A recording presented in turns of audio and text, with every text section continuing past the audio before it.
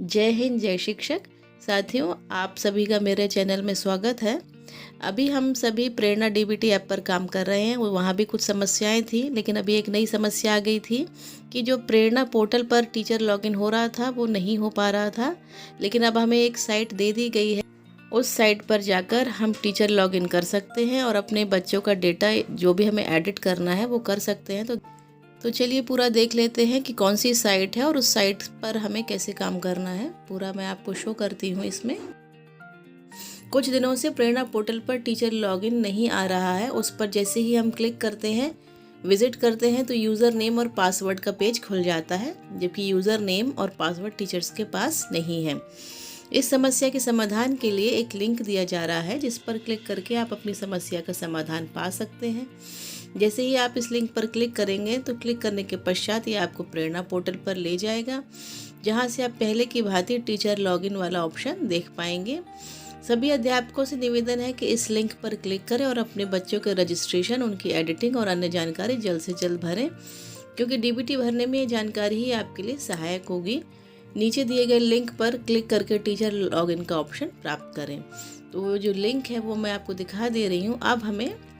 मैं लिंक आपको दिखा दे रही हूँ। अब हमें prerna.in/login/demo होम पेज पर जाना होगा।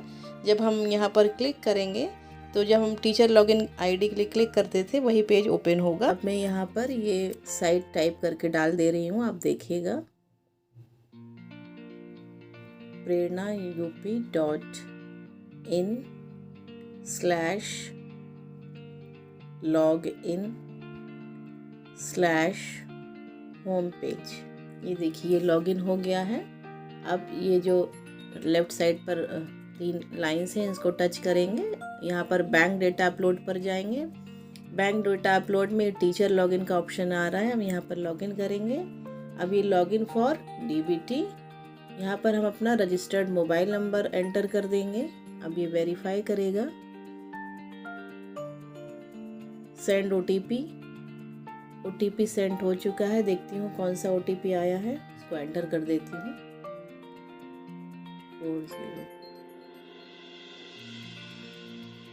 You are already logged with another device, यहाँ पर आप ओके करेंगे। Do you want to log out? Okay. You have log out successfully, फिर okay. Do you want to continue log in? तो okay. जब आप इसे ओके कर देंगे तो ये देखिए ये पूरा ये ओपन हो चुका है पेज, पूरा पेज ओपन हो चुका है। अब इसके बाद यहाँ पर यदि आपको स्टूडेंट ड्रॉप आउट करने हैं या डिलीट करने हैं तो सबसे नीचे आना होगा student verified of Aadhaar authentication. जब आप इसको क्लिक करेंगे तो ये इस तरह का पेज ओपन हो जाएगा। कृपया ध्यान दें, वेरिफिकेशन का कार्य चलने के कारण केवल सत्र 21-22 के अतिरिक्त किसी भी सत्र के छात्रा को आप डिलीट नहीं कर सकते। इसलिए अनुरोध है कि सभी छात्र छात्राओं के पंजीकरण की जानकारी सही कर लें।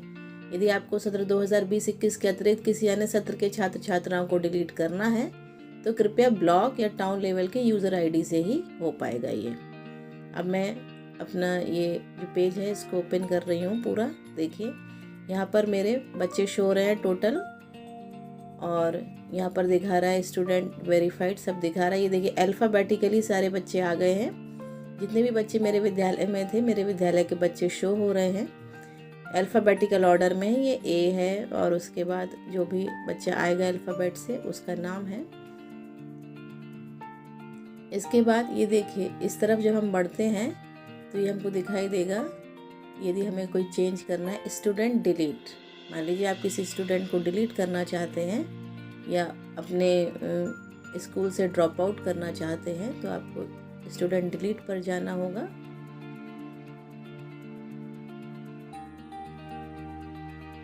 ये देखिए मैं जाती हूँ स्टूडेंट डिलीट पर। रीज़न सिलेक्ट करना होगा। रीज़न दिए हैं जैसे कि डुप्लीकेट पंजीकरण, विद्यालय में स्थानांतरण, निवास स्थान से पलायन, विद्यालय संचालन बंद होना, स्कूल छोड़कर किसी अन्य प्राइवेट स्कूल में नामांकन, या गंभीर दिव्यांगता, एक से अधिक विद्यालय में नामांकन, या आकस्मिक निधन। तो इसमें से जो भी रीज़न है उस पर हमें टिक करना होगा। जब आप रीज़न सिलेक्ट कर लेंगे तो इस तरह का पेज ओपन होगा और उसमें एक कमेंट के लिए भी बॉक्स है। तो मैं यहाँ पर लिख रही हूँ कि not a student of my school. यहाँ पर ये पूछ रहा है कि आप छात्र छात्रा का पंजीकरण डिलीट करना चाहते हैं, तो ओके कर देंगे।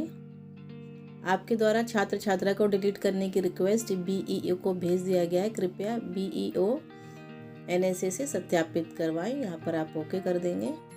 ओके करने के पश्चात पुनः वही पेज खुलेगा जहाँ से हमने डिलीट का ऑप्शन प्राप्त किया था। अब हम देख लेते हैं जिस विद्यार्थी को हमने डिलीट किया है उसके आगे ऑप्शन में क्या आ रहा है। डिलीट वाले जो कॉलम है उसमें क्या आ रहा है, चलिए आगे देख लेते हैं। ये देखिए, ये आ गया, आपके द्वारा की गई रिक्वेस्ट BEO को भेज दी गई है। इस तरह आप टीचर लॉगिन करके अपने विद्यालय के किसी भी बच्चे को ड्रॉप आउट कर सकते हैं। इसके अलावा यदि टीचर लॉगिन करने के बाद आप दूसरे तरीके से भी इस पेज पर आ सकते हैं, वो भी मैं आपको दिखा दे रही हूँ। इसके लिए पहले पेज पर जो लेफ्ट में 3 लाइंस दिख रही हैं उन्हें क्लिक करेंगे। विद्यालय स्तरीय उपभोग प्रमाण पत्र, स्टूडेंट रजिस्ट्रेशन और student registration analytics, student enrolment, student verify and drop out. तो यहाँ पर आप स्टूडेंट वेरीफाई और ड्रॉप आउट पर क्लिक करेंगे तो वही सेम पेज ओपन हो जाएगा जो कि आप जब स्क्रीन को स्क्रॉल करके नीचे गए थे आधार वेरिफिकेशन के लिए, वहाँ से जो ओपन हुआ था आप देख सकते हैं। सेम वही पेज है जो उसके थ्रू ओपन हुआ, लेकिन बस ज़रूरत वही है कि हमें टीचर लॉगिन करना ही पड़ेगा और अभी तक वो नहीं हो पा रहा था लेकिन अब हो रहा है। तो उम्मीद करती हूँ आपकी इस समस्या का हल हो गया होगा। आप इसके द्वारा अपने विद्यालय के किसी भी बच्चे की ड्रॉप आउट या डिलीट करने की रिक्वेस्ट BEO को भेज सकते हैं। उम्मीद करती हूँ ये वीडियो आपके लिए हेल्पफुल होगा। फिर मिलूँगी नेक्स्ट वीडियो में, तब तक के लिए थैंक्स फॉर वॉचिंग।